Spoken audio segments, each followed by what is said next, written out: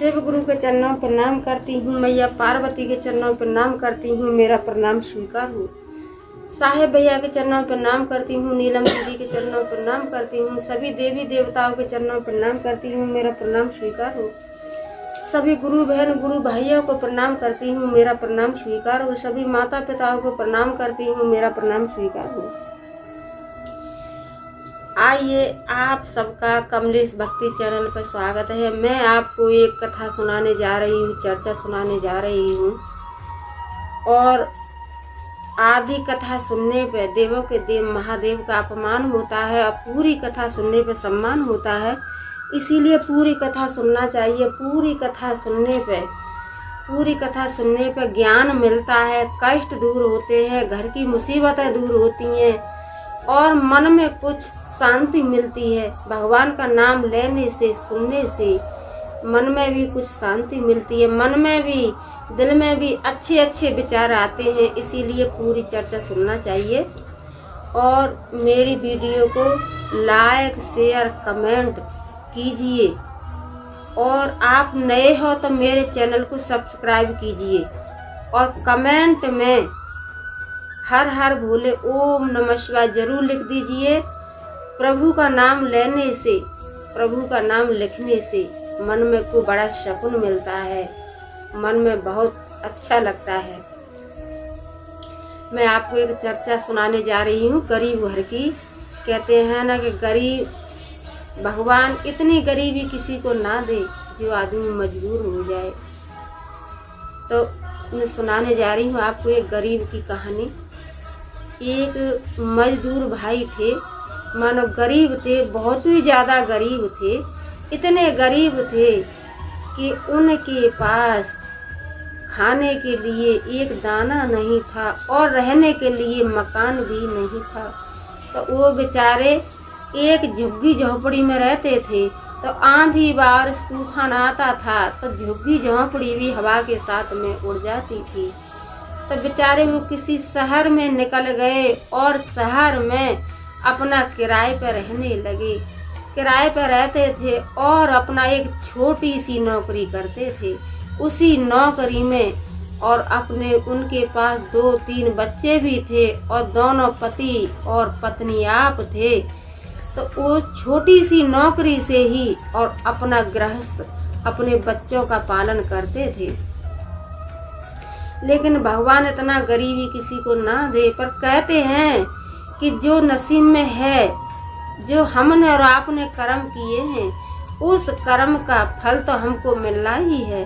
तो उसको हंस के भुगतो या रो के भुगतो, लेकिन कर्म के अनुसार ही फल मिलता है। इसमें प्रभु की कोई कमी नहीं है।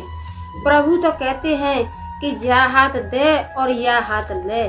अगर तू अच्छा कर्म करता है तो तेरे को अच्छा फल दूंगा, अगर खराब कर्म करता है तो खराब ही फल मिलता है। तो इसमें प्रभु की कोई गलती नहीं है। गलती तो हमारी और आपकी है। क्यों कि हम जैसा कर्म करेंगे उसी हिसाब से प्रभु हमको फल देंगे। तो बेचारे इतने गरीब थे कि बाजार की तरफ निकल गए तो अपना छोटी मोटी नौकरी करते थे। कभी रिक्शा चला लिया, कभी झाड़ी मजदूरी पर काम कर लिया, इसी तरीके से और अपना गृहस्थ चलाते थे। और उनकी बीवी थी, उनकी बीवी शंकर भगवान की प्यारी शिष्या थी। वो बड़ी आस्था रखती थी अपने भगवान पे, बड़ा विश्वास रखती थी। तो क्या हुआ कि एक बार और उनकी तबीयत खराब हो गई। उनकी तबीयत खराब हो गई तो उनकी बीवी कहने लगी कि हम जो है आपकी तबीयत खराब है तो मैं जो है किसी का झाड़ू पोछा करने जाऊंगी। क्यों कि आपके लिए भी पैसा चाहिए और बच्चों के खाने के लिए भी चाहिए।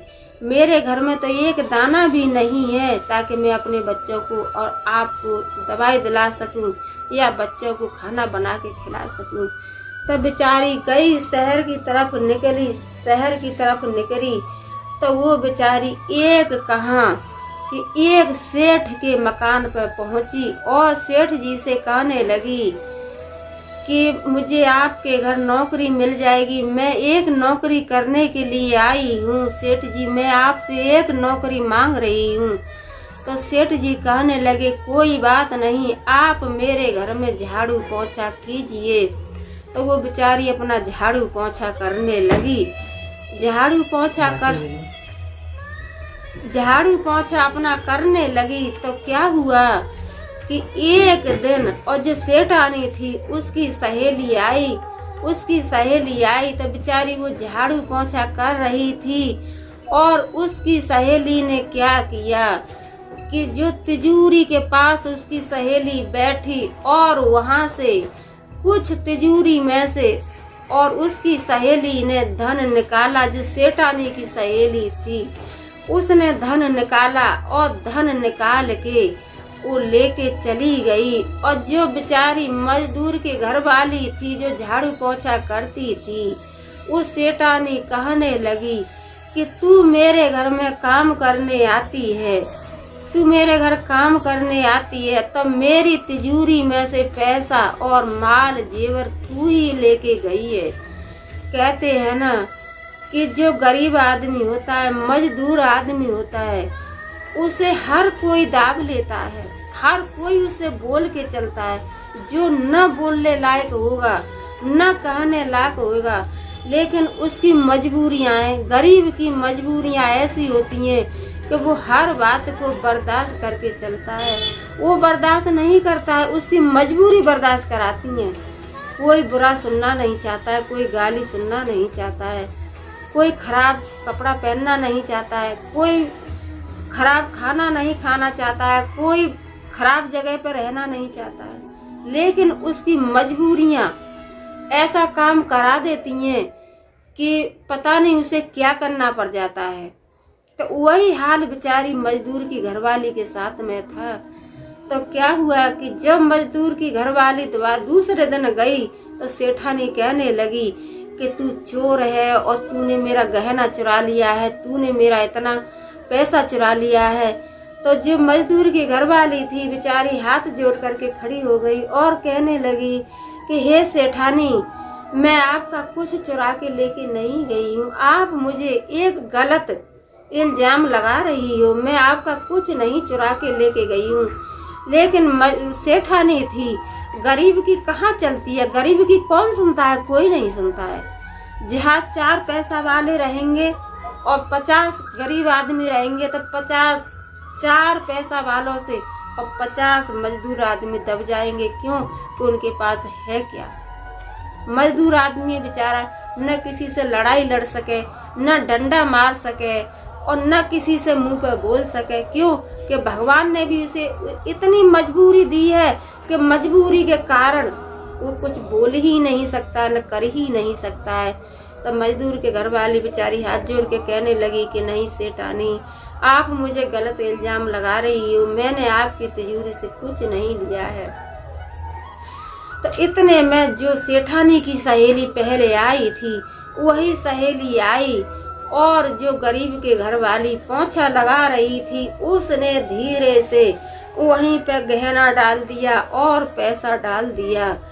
तो सेठानी को दिखाया कि देखो आपकी नौकरानी उस पैसा को लेके गई और जब आपने बोला तो देखो आज आपकी नौकरानी ने ये पैसा और गहना वहीं पर रख दिया है। तो जो सेठानी थी वो नौकरानी से कहने लगी कि देखो तू कल लेके गई, मैंने तुझे बोला था तो आज तू उसे वापस लेके चली आई। तो वो कहने लगी कि नहीं सेठानी, मैंने आपका कुछ नहीं देखा है, न लेके गई और न लेके आई हूँ। तो बेचारी बड़ी मजबूर थी, लेकिन कौन सुनता है। गुरु भाई गौरू बहन आप सब जानते हो कि मजदूर आदमी की, गरीब आदमी की कौन सुनता है, कौन मानता है। तो बेचारी हाथ जोड़ करके कहने लगी, लेकिन फिर भी उसको कोई विश्वास नहीं हुआ। तो उसकी जो सहेली थी वो गई और सबरे शहर में गली गली में सबको बता दिया कि एक नौकरानी है, उसको कोई भी अपने घर में काम काज नहीं देना। क्यों? कि वो एक चोरनी है वो सबका पैसा चुराती है, सबका गहना चुराती है। वो आ जाती है एक नौकरानी के बहाने आ जाती है, और जो है बहाने से आती है और सबका पैसा और गहना चुरा के लेके चली जाती है। सबको बता दिया। तो जो सेठ के घर से भी उसकी छुट्टी करा दी, सेठ के घर से भी, और पूरे मोहल्ला में, पूरी गली गलियों में बता दिया। और बेचारी किसके घर भी जाती थी, जिसके घर में, तो कोई उसे नौकरी नहीं देता था। सब कोई कहते थे कि तू चोरनी है, तू चोरनी है, कोई नौकरी नहीं देता था। तो बेचारी का इतना समय खराब आ गया कि बच्चों के लिए पानी पी करके ही सोना पड़ा। क्यों कि पिता की भी तबीयत खराब, और माता को भी सेठानी ने गलत इल्जाम लगा दिया, तो पैसा कहाँ से आए।